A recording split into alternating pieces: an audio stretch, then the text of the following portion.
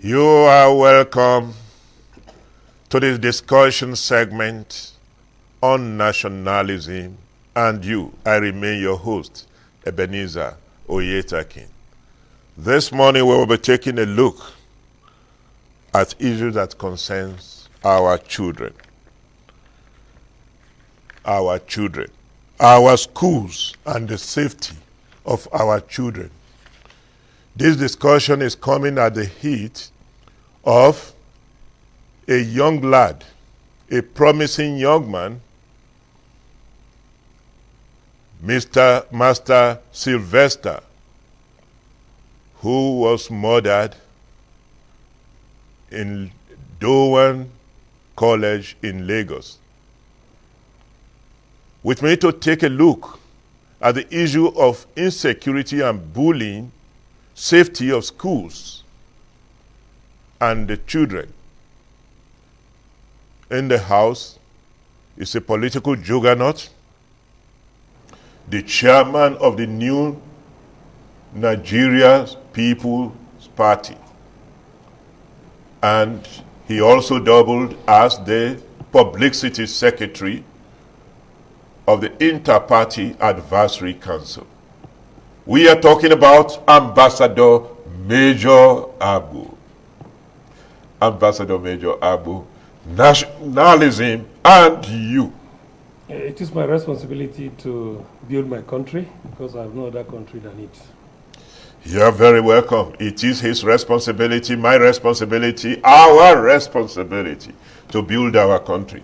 Major, when we were growing up, even till tomorrow, at every platform, when you people, politicians, appear to address both the youth and the descendants, you always have this saying, the youth are the future, the youth are the leaders of tomorrow, and things of that nature. Are we paying due diligence, attention to how to tailor these youths to emerge as leaders of tomorrow? Well, thank you very much that's a very great question. The truth is the development of the child is the responsibility of both the parents and the school, especially at their early age bracket. Unfortunately, the way a child is brought up is clearly a reflection of the situation in the society where he is growing up, he or she is growing up. And so it will not be too right if I say that we are doing much, because the society itself has experienced very serious decay in terms of morals and all other things, as you can see. But that is not to say that the best wouldn't have come out. But the truth is that we are failing our responsibilities as parents. We are also failing our responsibilities as managers of schools, because these are the two places that determines the total upbringing of the child. So the best you can get from a child depends on the parental background, that's the situation in his home, from where he or she is growing up at those early stage, and then the school that he or she attends. Of course, you know that the most critical stage is the stage between the nursery through the primary up to secondary school. At the university level, the child is seen to have attained a certain level of independence. You know, he should be able to decide for himself what is right and what is not right. But being able to decide on what is right and what is not right depends, again, on what he went through in terms of training from when he was born, he or she was born, through the nursery, the primary, and to the secondary school. Unfortunately, like you rightly have said, what we are seeing today will not, I'm very, very sure, give us the best, except we're able to nip it in the bud and ensure that... Why do you think there are so much incidences of bullying in our secondary school today? There are a lot of reasons. If we have to start taking them one by one, I'm sure the time allocated to this program... Let us take the one we can take. ...will not be enough. But I think the major thing, the most fundamental of it all, is that parents, like I said, are no longer, paying attention to the upbringing of their children. What a child is at the age of 6, 7, 8, 9, 10, upwards, depends on how he started. And how the child starts depends on the preparedness of the parents to take care of him or her. So what I'm trying to say is simple. The parents are not doing much. That's the truth. You know, this is a jet age. They call it jet age. People do not even have time to look after their children anymore. We have situations where even at the age of 3, 4, 5 months, you know, children are taken to what is called, what is it called? These kindergarten schools.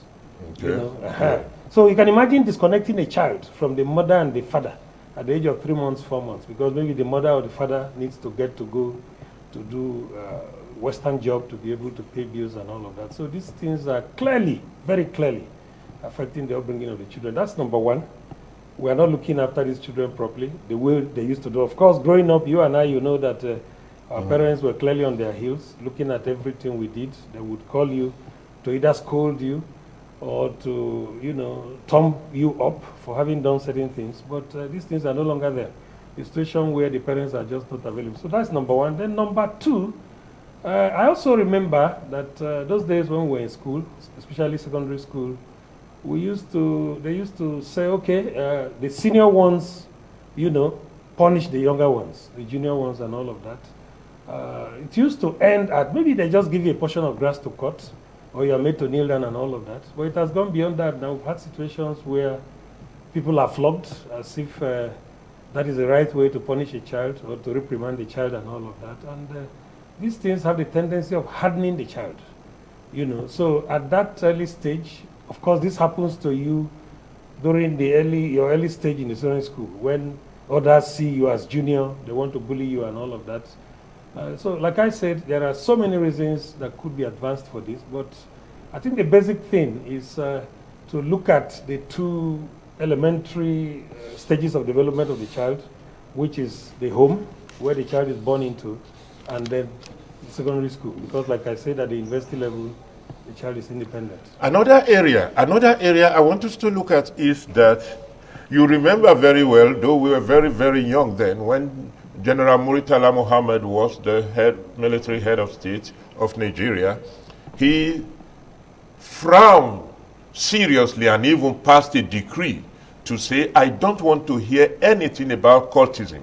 And whomsoever is identified to belong to one fraternity and the rest of it of cultism should not come into offices and the rest of it, government office and things of that nature. But today, we do not only have our universities populated by cultists.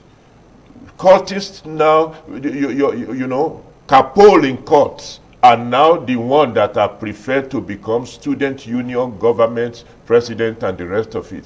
Unfortunately, cultisms and those confraternity appear to be creeping into even our secondary school now, as manifested in the case that happened in Dowen College in Lagos. What is your take? Are you not concerned? Yeah, well, every right-thinking Nigerian will be concerned. It's a development that is clearly not healthy for us, because it doesn't speak well of our society. But again, come to think of it, you know, these cult activities are purely nocturnal. They are carried out in the night. And you and I know that the boy who is a cultist does not have member of a cult group indicated on his face. So it's difficult to know who is a cultist. So saying Mr. A is a cultist is purely speculative, except maybe he's caught in the act of, you know, perpetrating his cultist acts and all of that. So it's difficult. I know that those days when we were in school, it wasn't as rampant as what we are seeing now. You know, the audacity with which they do their thing now is quite frightening. It's an indication that if nothing very definite is done about it, we are clearly heading to what nobody can imagine. But the truth is, again, upbringing of the children matters. I keep repeating that, because if a child has a good upbringing, well taken care of, you know, well guided during the first few years of his or her existence on earth, there won't be any reason for them to go into all of this. So if you look at this cult thing itself, there are no benefits. I have done some studies on it, and I discovered that there's nothing to benefit. It's just a show of, you know, younger ones adolescents trying to show class. They see it as, okay, you need to belong to one side for you to be seen as one of those happening on campus and all of that. Unfortunately, those days it was in limited scale when we were in the university. Yeah, at least it was difficult. Out of every 10 students, it was difficult to even get one that is a cultist. For you to find one or two cultists those days, you would have to put together about 50 students. Out of them, you can find one or two. But now, it's a rampant thing. Unfortunately, the most frightening dimension of it is that the thing is now getting gradually into the secondary school system. And everybody should be worried because these are small children. Considered juvenile. Juveniles, yes. It's worrisome. And you also need to know, the most dangerous aspect of it is that most of these children who are within that age bracket, within the secondary schools are not triable. So it's a very fundamental problem. Fundamental, even if you get them, I don't know what the government would want to do to them and all of that. So what we need to do is to put in all that is possible to ensure that we don't let it take root. I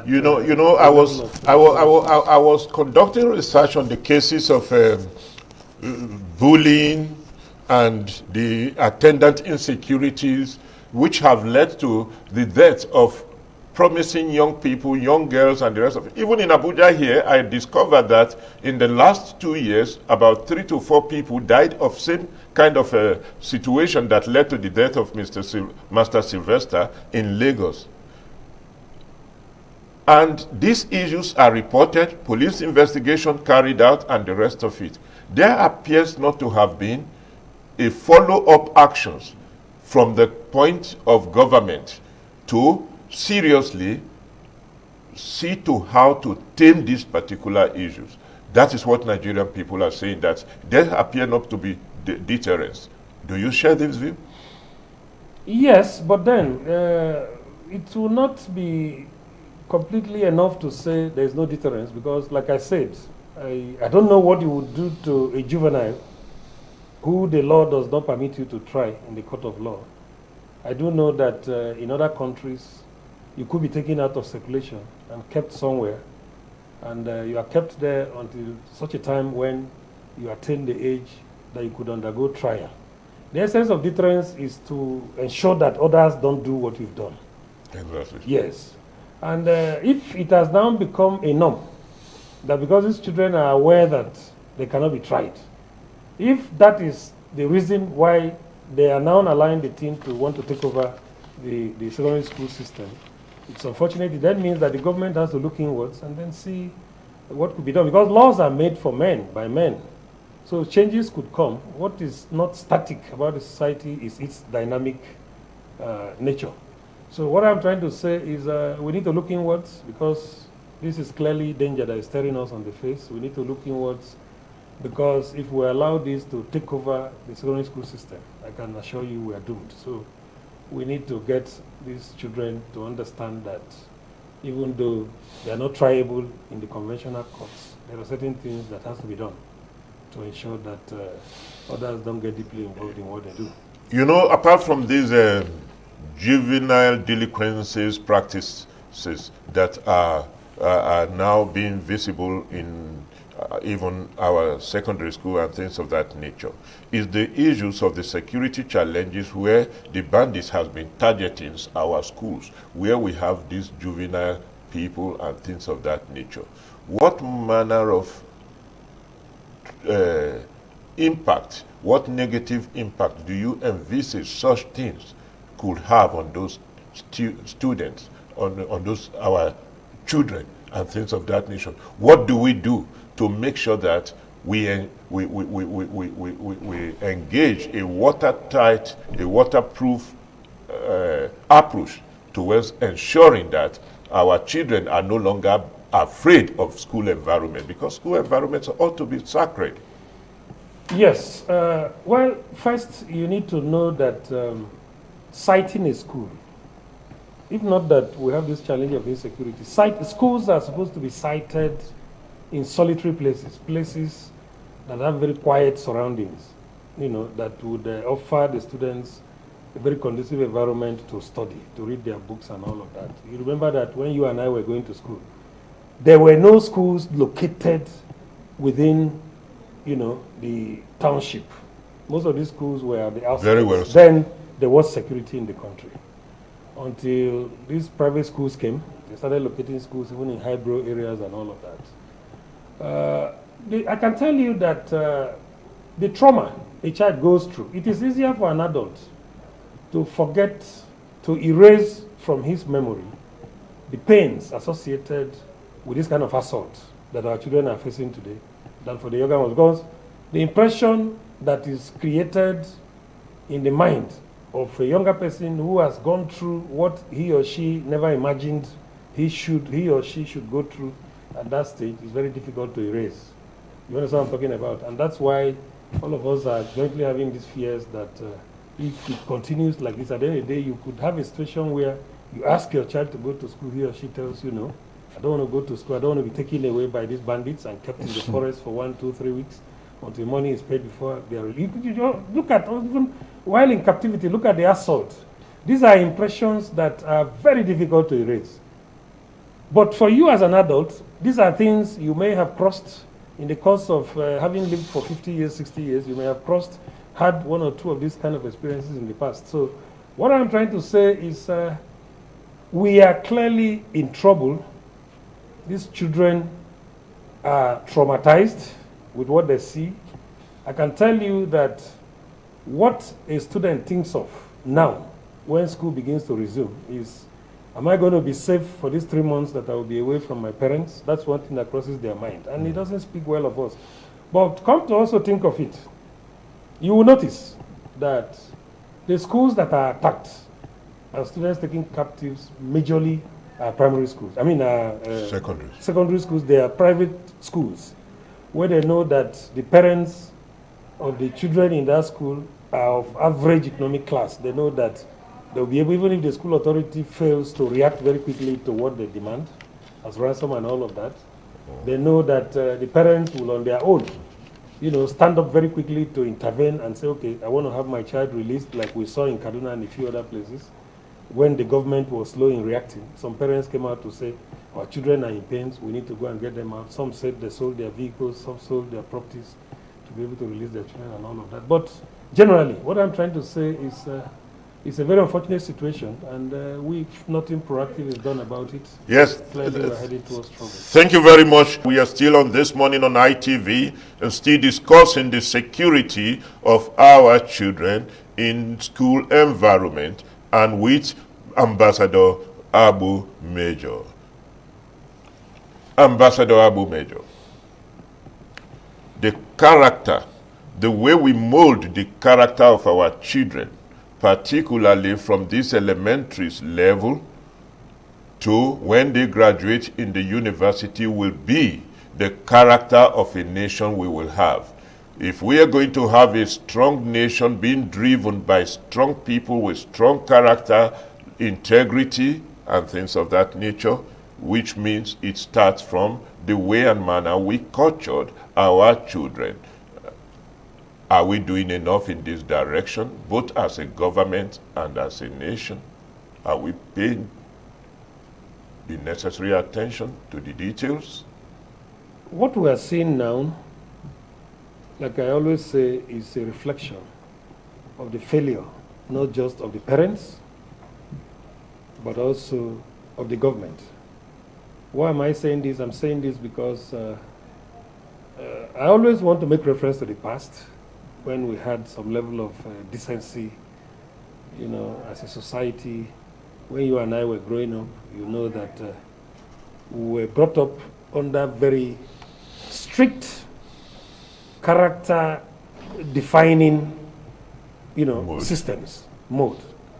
But that is not what we are seeing now. Some of the reasons is what I earlier on tried to mention. The parents no longer have time. Times are hard.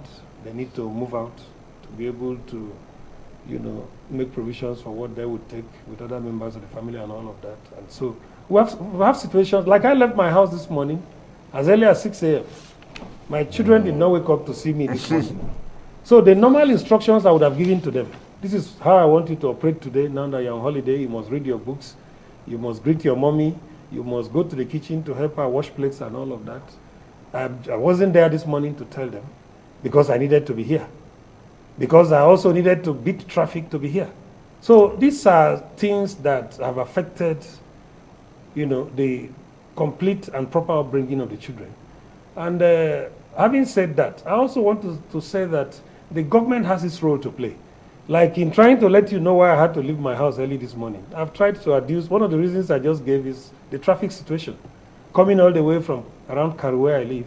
If government has done its part by widening the road, I won't be in a hurry to come here. I would have waited for my children to wake up, and I will look at all of them and say, this is the way to go, this is the way not to go for today and all of that, and then get into the car and come here.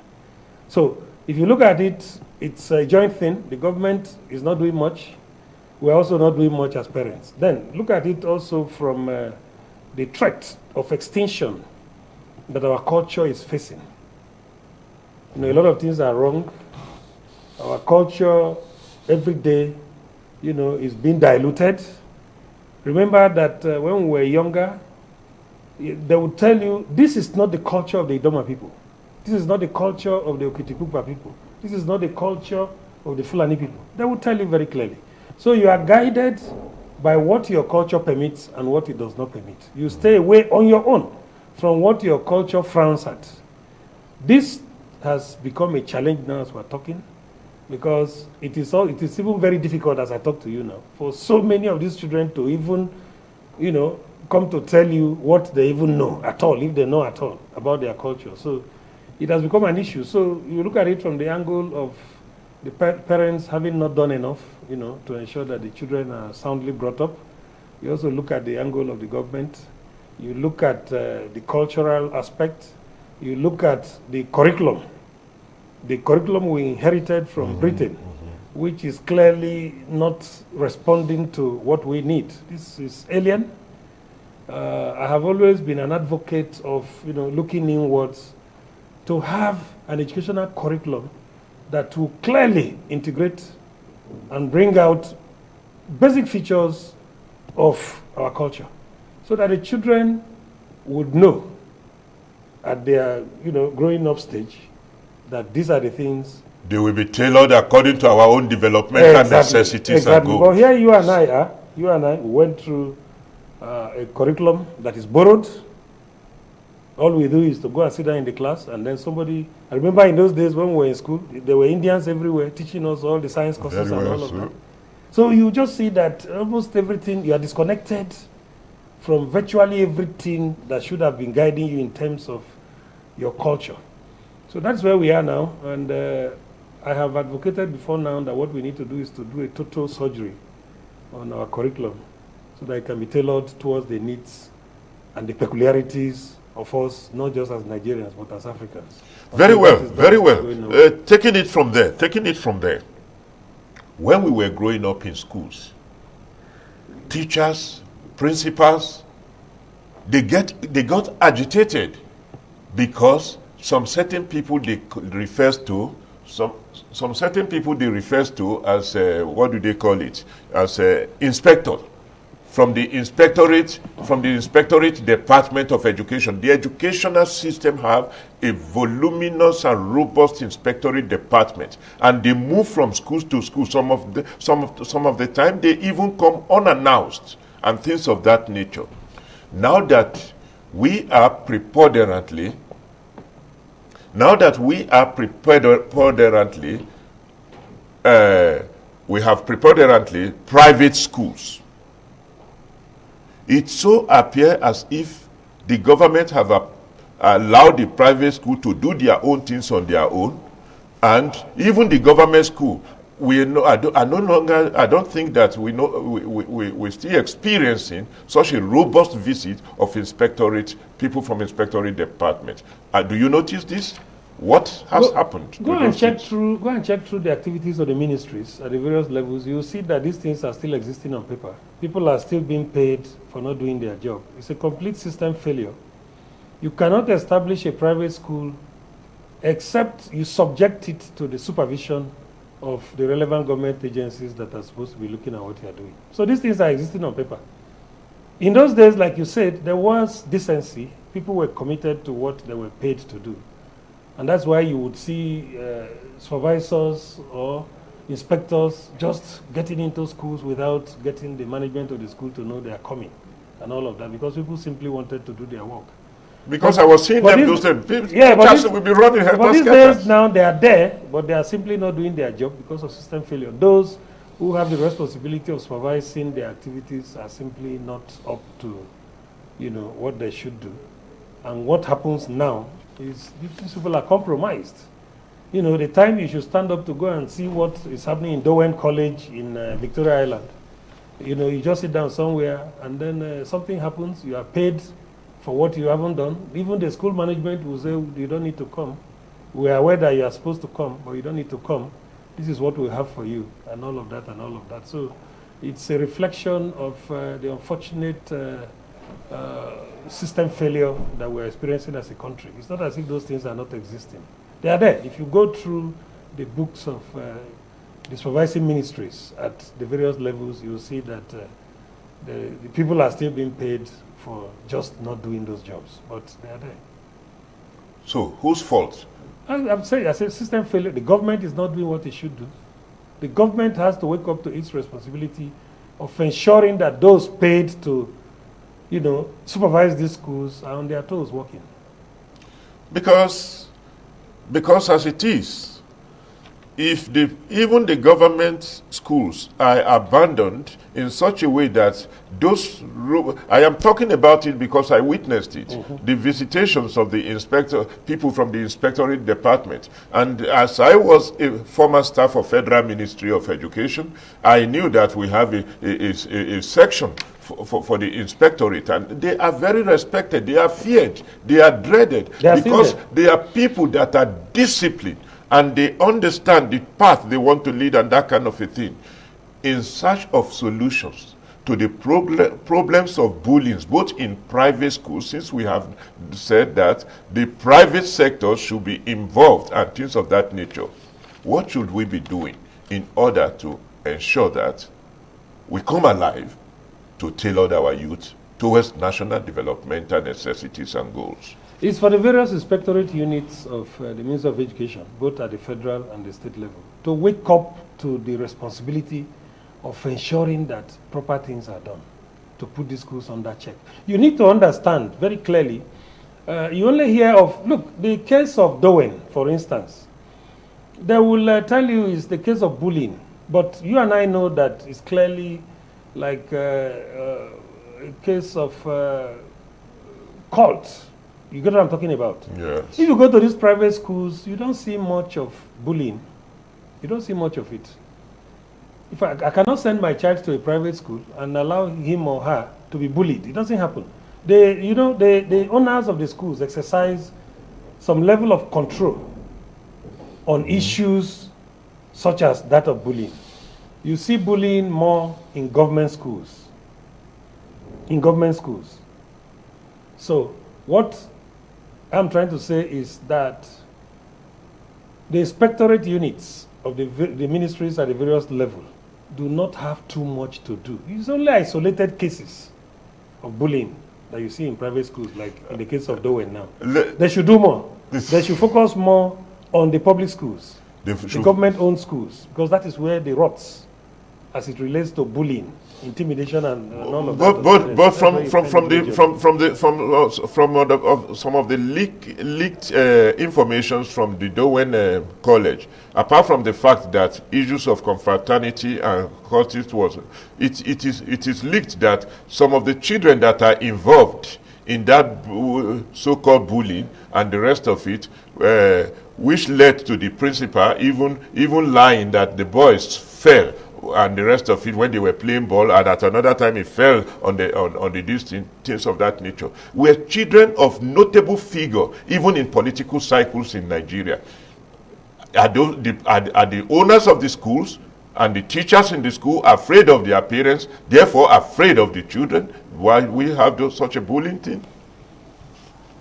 I don't want to dwell more on this case of Dowen as a case of bullying. I keep saying we're just using it as a case study because many of it have happened. I mentioned 3 cases in Abuja.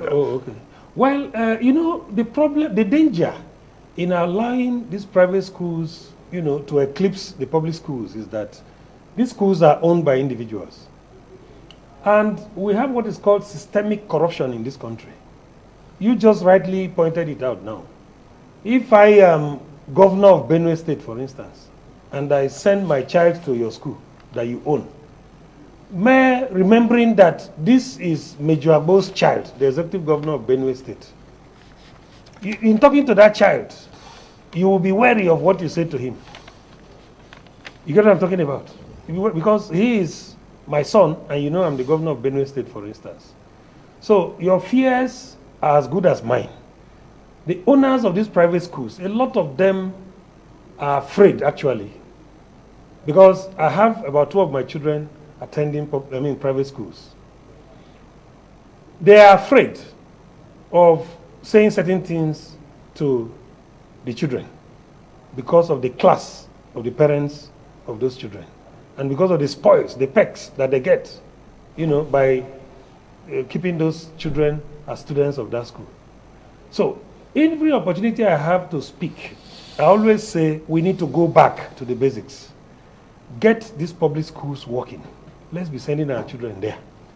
These days, you can see that the children you find in public schools are children of people without sound economic stand. The people who are averagely okay, they send their children to private schools. So it is doing a lot of havoc to the development of the child, because the total upbringing of the child is perforated because the owners of the school are afraid of the class status of the parents of those children. So some of the things that would have been telling those students to ensure that they come out sound, with sound growth and development, they won't say it, just like I'm trying to let you know now. So going forward, what we need to do is to look at this whole thing.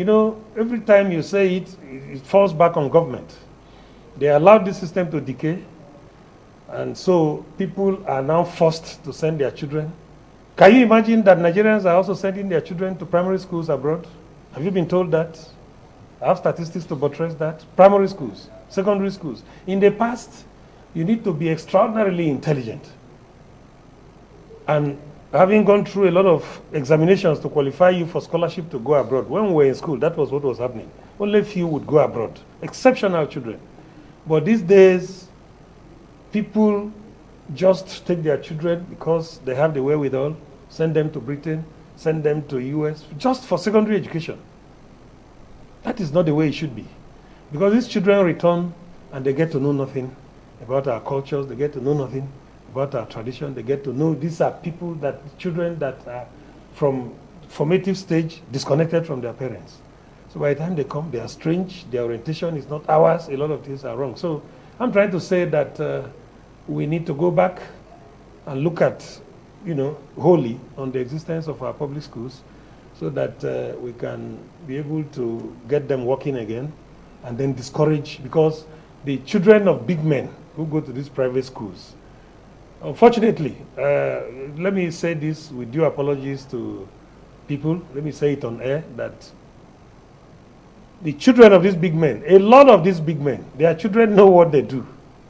They know their affiliations with cult groups, with confraternities and all of that and all of that. And so they are taking after children their learn very parents. fast. Once they watch you do some of these things, they get to want to practice it. So when they go to school, they begin to form groups and say, okay, we are so and so name, we are so and so name, and that is how this cult thing starts. So I think what we need to do is to go back and look at the existence of our public schools, because by the time everybody, all the children are seen to be within the same level, this thing will be reduced naturally. That's what I think. Your final message to the government, to the parents, to the nations regarding how we should secure our schools and make sure that our students, our children goes to school with their heart at rest. First, the government has to do more. These schools already, before now, when we were not faced with these challenges, had already been established at the outskirts of towns. So what they need to do now, just like you have at the airports, they could build perimeter fences, and then increase the size. I think I read about University of Abuja now engaging hunters, to go around the school every night. That's a good initiative. It's not just creating jobs for the locals. I always say that those who know the environment will always give you the result you are looking for. The policeman who is from Oyo State or who is from Lagos State but posted to University of Abuja is not familiar with the terrain. But here you are engaging the local people, the local baggy people who live around the school. They know where these bad boys are. They know what to do to tame this crime. So what I'm trying to say is the government has to do more. The certain schools, universities that are located outside the clusters of people, they need to do more, build perimeter fences just like you have at the airport, so that patrols could be carried out outside the perimeter fence. Before you go across the security men to get to the perimeter fence, before getting to the final fence, I'm sure your efforts would have been thwarted. So we need to do more. That's one. Then two, the parents. The child, what the child becomes tomorrow is clearly a reflection of how you relate with that child at birth. The child is with you for the first 1, 2, 3 years. So there's so much to learn from you. So we need to wake up to the responsibility of ensuring that we do things that our children would copy and, live with. It's important. So for the government, they need to do more. For the parents, yes, the task is ours to ensure that we build children that would be useful to the society in future. So for us as a country, the issue of insecurity has become a challenge. A challenge is a challenge. You have to devise ways of confronting it. Of course, you can see gradually things are taking shape. The attacks and all of that on schools and so on and so forth is going down. These are indications that the security agencies are, doing more to ensure that this is. Thank you very much. We can go on, and it is always a delight to have you, Ambassador Major Abu, on this show. You are always a delight. That is where we will be drawing a curtain on this particular segment this morning. Our youth, our children, our future, our hope. Let the government and our political leaders reflect on that, their incessant pronouncement that you are the leaders of tomorrow, you are the hope of our security and things of that nature, and act appropriately in that direction to ensure that we culture our youth to be a people of pride, a nation builder, a viable asset to our nation. Don't change the channel.